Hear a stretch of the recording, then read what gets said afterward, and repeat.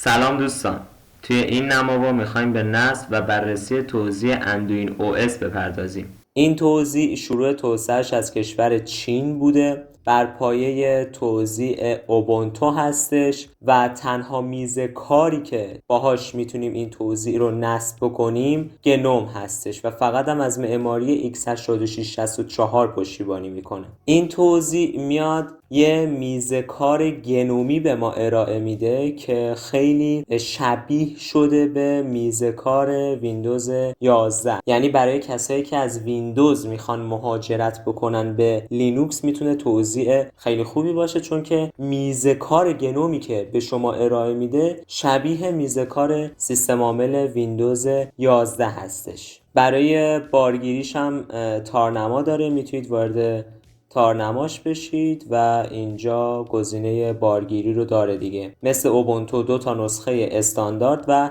LTS داره. استاندارد آخرین ویژگی های پایدارش رو به شما ارائه میده که خب یه خورده مدت زمان پشتیبانیش کمتره، تا جولای مثلا 2026 1.4 رو پشتیبانی میکنه، ولی نسخه LTS آخرین ویژگی ها رو نداره اما بیشترین پایداری ممکن رو داره و پشتیبانی بیشتری رو به شما میده. همینطور که میبینید نسخه 1.1 با اینکه قدیمی تر از 1.4 هستش ولی تا 2029 پشتیبانی میشه، ولی خب الان مثلا نسخه میزه کار گنومش پایین تره، به جای 49 46 و نسخه کرنل لینوکسش هم پایین تره. این استانداردش 6.17 ولی LTSش 6.14.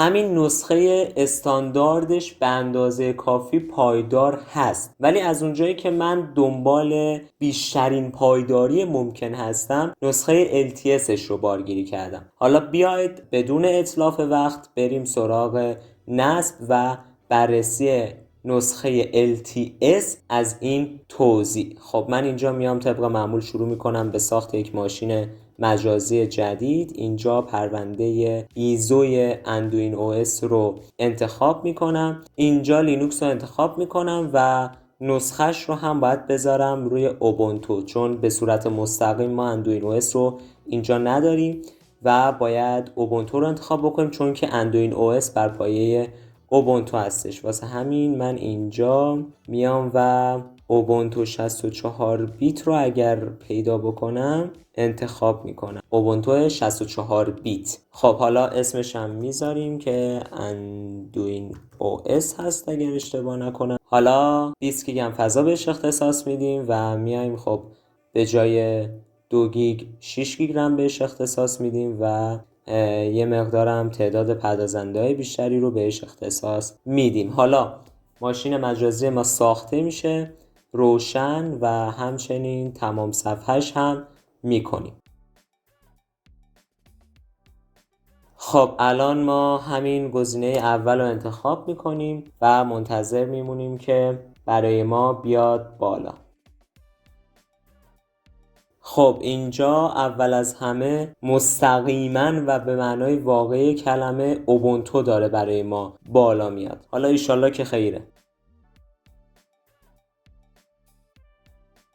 خب الان ما اندوین او اس رو داریم، تقریبا همون اوبونتو با میزه کار گنوم هستش، ولی میزه کار گنومی که به شکل ویندوز 11 سفارشی سازی شده، طوری سفارشی سازی شده که خیلی شبیه به ویندوز 11 باشه. حالا ما تمام صفحهش هم خب باید بکنیم، وارد دیسپلی ستینگز میشیم و خب اینجا این رزولوشن رو میذاریم روی 1920 در 1080 و اپلای رو میزنیم و در نهایت هم کیپ چنج رو میزنیم. حالا اینجا میتونیم نصب کنندش رو باز بکنیم تا مراحل نصبش رو بتونیم پیش بریم. همونطور که میبینید محیطش واقعا شبیه به ویندوز 11 و محیط خیلی زیبایی هم هستش. حالا اگر نصب کنندش برای ما باز بشه ما مراحل نصبش رو پیش میریم و بعد از نصب دیگه به صورت نصب شده به بررسی بیشترش میپردازیم. خب الان ما نصب کنندش رو داریم، زبانش رو روی همین انگلیسی میذاریم بمونه و توی این مرحله هم خب کاری نداریم و حالا اینجا ما خب به روز ثانی نمیخوایم بارگیری بکنه در حین نصب. نرم افزارهای سوم شخص رو هم نمیخوایم نصب بکنه چون که صرفا میخوایم امتحانش بکنیم. ولی اگه شما دارید این توزیعی رو روی یک رایانه واقعی و نه در یک ماشین مجازی نصب میکنید، حتما تیک این گزینه رو بزنید. خب اینجا ما چون توی ماشین مجازی هستیم، همین گزینه Erase Disk and Install Anduin OS میذاریم که انتخاب شده بمونه و اینستال ناو رو میزنیم. خب حالا به ما میگه که چه پارتیشن هایی رو میخواد فرمت بکنه که خب ما با زدن روی گزینه کانتینیو تایید رو انجام میدیم. خب حالا کشورمون رو میخواد انتخاب بکنیم که ایران رو انتخاب میکنیم و حالا حساب کاربریمون رو باید ایجاد بکنیم که من یه اسم اینجا وارد میکنم، مثلا یوزر به این شکل و یه گذرواژه‌ای هم خب باید وارد بکنیم که من یه گذرواژه ساده وارد میکنم و امیدوارم که قبول بکنه. خب حالا اینجا باز هم ما کانتینیو رو میزنیم و احتمالاً الان نصب آغاز میشه. بله الان نصب شروع شد و حالا ما منتظر میمونیم که نصب انجام بشه. همچنین طبق معمول میتونید با زدن روی این گزینه جزئیات بیشتری از مراحل نصب رو هم ببینید. حالا ما اینجا واسه این که نصبمون سریع‌تر پیش بره میایم و اتصالمون به تارکده رو هم فعلا قطع میکنیم.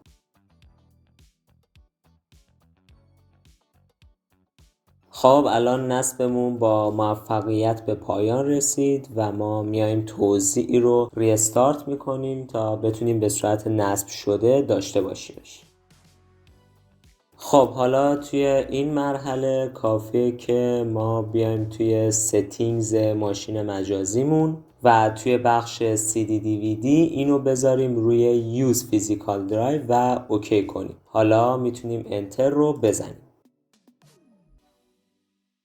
خب الان دیگه ما به صورت نصب شده داریم اندوین او اس رو و حالا دوباره منتها باید تمام صفحه کردن رو انجام بدیم. حالا میتونیم یه نگاهی به مدیر پروندهش بندازیم. من اینجا این هوم که هستش رو باز میکنم و به این شکل میبینیم که روی محیطش خیلی خوب کار کردن و ما محیط زیبایی رو به این شکل داریم. البته خب میز کارمون توی اندوین او اس با میز کارمون توی اوبونتو یکیه، هر دوتا توزیع میز کارشون گنومه، ولی خب همین گنوم رو این توزیع اومده و سفارشی سازیش کرده دیگه، همونطور که قبلا هم خدمتتون عرض کرده بودم. تقریبا همون اوبونتو، منتها تنها تفاوت و تنها ویژگی متمایز کنندش شبیه بودن خیلی زیاد محیطش به سیستم عامل ویندوز 11 هستش. حالا اینجا بخش‌های مختلفی که داره، برنامه‌های مختلفی که توش به صورت پیش‌فرض نصب هست رو میتونیم ببینیم. مثلا تکست ادیتورش رو میتونیم باز بکنیم. نمادک‌هاش رو هم اومدن خودشون از اول طراحی کردن و نمادک‌های تقریبا همه برنامه‌های پیش‌فرض رو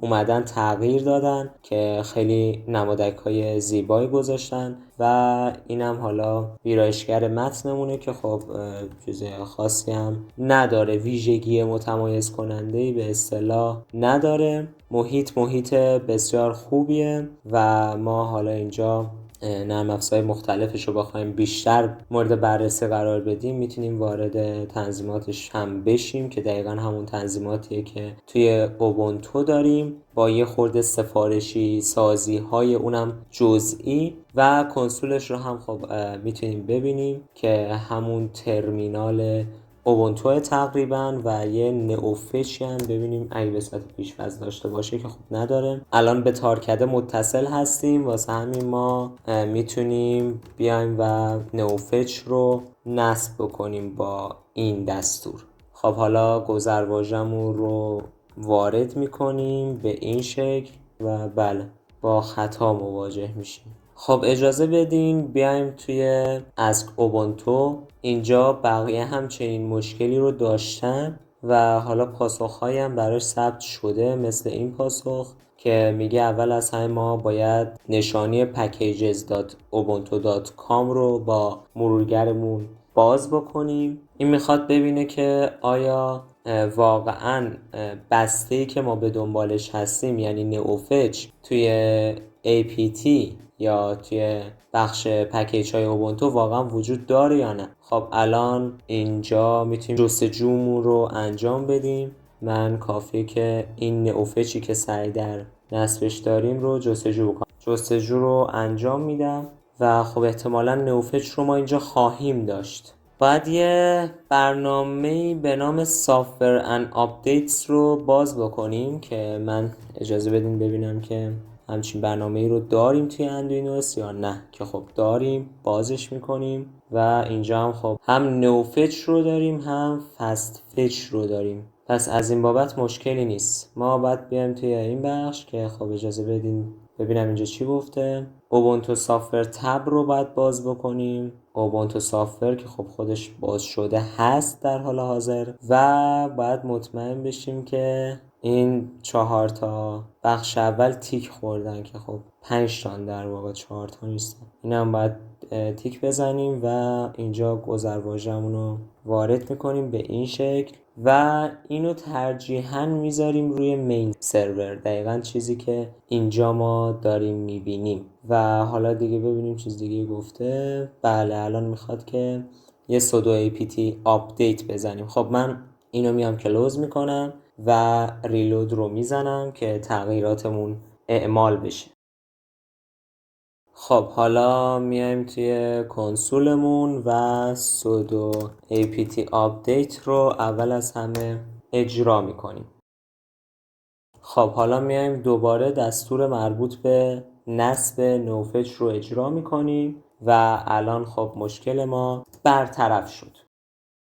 حالا ما نئوفچ رو داریم و به این شکل میتونیم اجراش بکنیم. توزیع اندوین او اس به نظر من نسبتاً توزیع خوبی بود. حالا اگه شما هم تجربه استفاده از این توزیع رو داشتین، خوشحال میشم که تجربتون رو با ما توی بخش نظرات به اشتراک بذارین و اگه نماوا به نظرتون از کیفیت مطلوبی برخوردار بود، خواهش میکنم که بپسندیدش. توی کانال هم اگه دوست داشتید میتونید مشترک بشید تا نماواهای بعدی من رو از دست ندید. بسیار بسیار سپاسگزارم که توی این نماوا هم همراه من بودید. تا نماواهای بعدی، خدایا رو نگهدارتون.